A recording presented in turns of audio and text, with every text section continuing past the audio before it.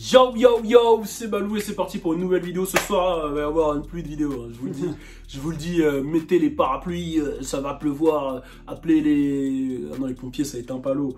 Bon bref, Umbrella Academy, c'est parti. On est ensemble et là on va parler de Nicki Minaj, A$AP Ferg et Made in Tokyo. Et abonnez-vous à French Plug un peu partout. Je suis avec le frérot Louis A. Et c'est parti, on parle de Move Your Hips. Turn up.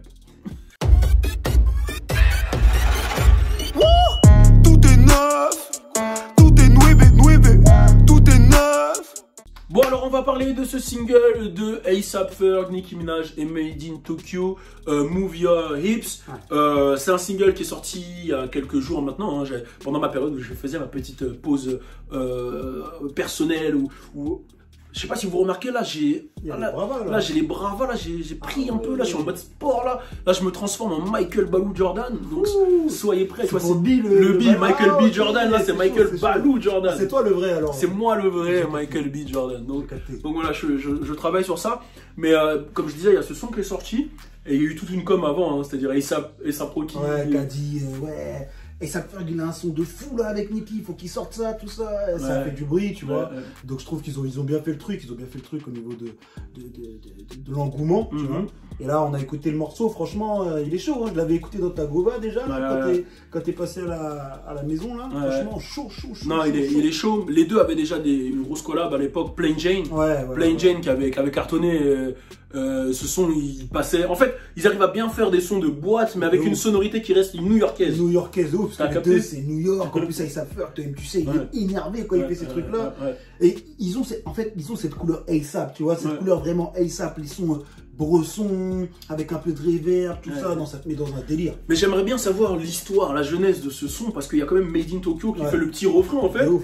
Et je me dis, ça, moi, comment j'imagine le truc, je me dis peut-être que Made in Tokyo, il a dû renvoyer le refrain à A$AP Ferg, et A$AP Ferg, il a dit, waouh, c'est quoi ce délire? Il a posé dessus, il a fait écouter à Nicki, il a dit, je veux un couplet de... Moi, je le vois trop comme ça. Ça se peut que ce soit comme ça, Parce que je vois mal Nicki dire, je fais un truc avec Made in Tokyo. Je sais pas, parce que... Genre, je dis pas que Made in Tokyo, il est pété, hein. D'ailleurs, c'est le frérot Made in Tokyo. C'est le grand frérot, pour la petite histoire, parce que les gens ils croient quand même que je suis un violoniste. Rascal, il possédait un coffee shop pendant longtemps aux États-Unis. Bon, je sais pas si on appelle ça un coffee shop, hein. C'est Weed Store, ils appellent ça là-bas. Et en fait, ce Weed Store, il était à Riverside. Riverside, pour ceux qui connaissent, en Californie et tout ça, vers Orange County, tout ça. Et il y avait tout le temps Made in Tokyo qui venait, donc c'est devenu le frérot. J'ai même des photos avec lui, vous regardez, on se follow sur Insta, c'est vraiment le frérot Made in Tokyo. Et lui, c'est un mec qui a frôlé le One Hit Wonder, qui a frôlé avec le Uber Everywhere, mais qui a toujours une petite apparition sur des gros hits comme ça. De ouf. Bah, c'est lourd. Tu vois, et c'est un mec qui meurt pas en fait. Bah, c'est lourd parce que là, le refrain il est ambiançant. Il a sa voix à lui, il a son délire à lui. Et je trouve que ça apporte quelque chose au son en fait, tu vois. C'est pas genre, vas-y, un feat avec Made in Tokyo parce que c'est Made in Tokyo, tu vois, non, c'est lourd, c'est lourd et c'est validé. Il est avec Nicki, il pète les scores, gros. Le son il est sorti il y a pas longtemps. Et ça kick fort dedans, c'est ça qui est bon. Ouais, c'est ça qui est lourd. C'est sur ça qu'on aime entendre Nicki là, elle fait fermer des bouches quand il rappe comme ça. Tu vois. Mais je voulais parler de la clique A$AP, parce que je sais que tu kiffais grave A$AP Rocky et tout ça avant. Est-ce que tu trouves pas que les A$AP, c'est quand même une clique qui est sous-cotée dans le sens. J'aime pas dire sous-côté sur côté, mais c'est pour que les gens captent dans quel sens je veux le dire. Dans le sens où c'est une clique qui est remplie de talent, mais qui a pas pété à l'échelle de son talent. Enfin, A$AP Rocky, il est big, tu vois. Mais genre A$AP Rocky, il aurait dû avoir une carrière qui monte comme celle de Travis Scott. A$AP Ferg, ça aurait peut-être dû être, je sais pas, tu vois ce que je veux dire ou pas? Rien qu'à l'époque, gros, je te jure, gros, j'étais là. J'étais défoncé, Balou. Tu connais. C'était l'époque. Et on incite personne à fumer, à boire. Ouais, et je regardais toutes ces vidéos de freestyle. C'est ça que je voulais faire en fait, tu vois. C'était genre, je regardais ces mecs toute la journée et je disais putain, il lisait des vidéos en noir et blanc, c'était là, il rappait partout. Même il a une vidéo avec Uzi où il rappe et tu le sens qu'il freestyle pour de vrai. Là, je te parle pas de freestyle, le mec qui récite un texte ou quoi, tu vois.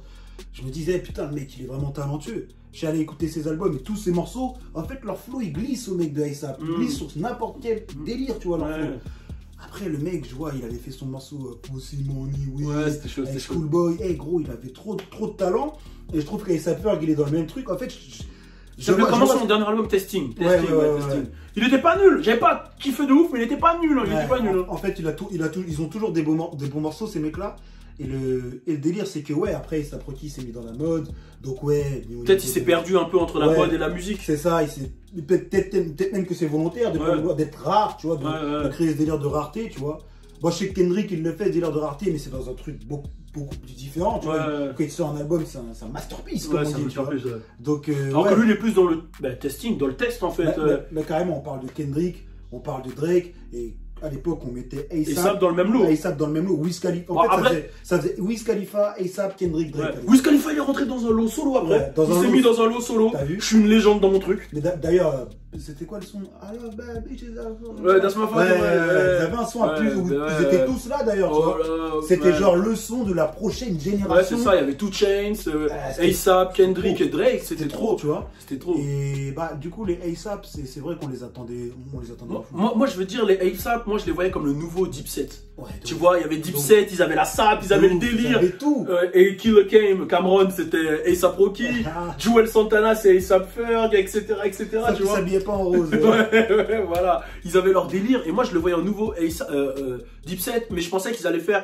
Genre, vraiment, ils allaient prendre le game et d'une puissance qu'ils allaient porter New York. Il n'y aurait même pas eu de débat comme là, il y a sur c'est qui le king de New York, tu vois. Ouais, parce qu'en vrai, A$AP Rocky, il a un vrai flow. Tu vois, genre, un mec de. Il a un vrai flow. Par exemple, aujourd'hui, il n'y a pas un jeune qui va arriver et dire je suis le king de LA.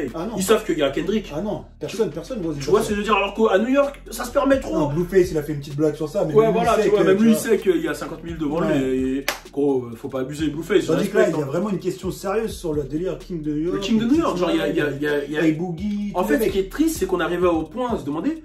Genre, il y a même des mecs qui sont quand même demandés, ils regardent Sixten, ils se disent, mais ça fout gain quand même. Parce que, est-ce que, si on regarde les chiffres et tout, est-ce que c'est pas vraiment le King de New York? Et ça, c'est, tu vois, il y a des gens qui sont arrivés à ce point-là, en fait.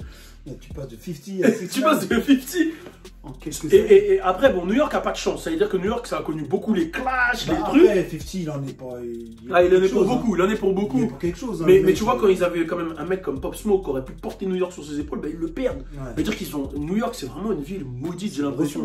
C'est bresson de fou. Après, ils ont des Jay-Z, des Nas, ils ont sorti des têtes. D'ailleurs, ça me fait rappeler quand Swish il était venu en France.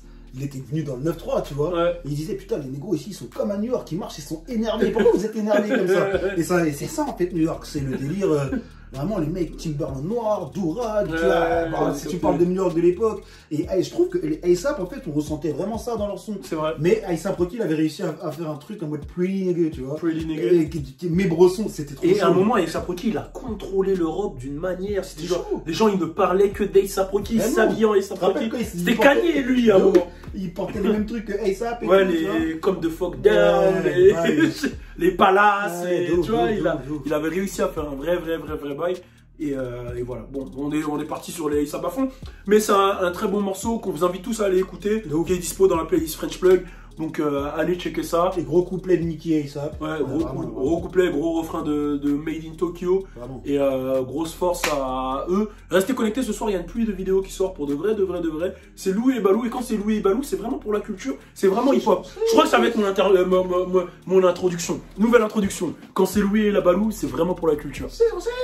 Voilà, et on fait ça. Quand c'est Louis et Balou, c'est vraiment pour la culture. Et après tu fais changer. Vas-y, c'est parti. Prochaine intro, c'est ça. Quand c'est Louis et Balou, c'est vraiment pour la culture. On est ensemble. Turn up. Tout est nouébé. Nouveau concept, nouveau concert sur le CV. Tout est neuf.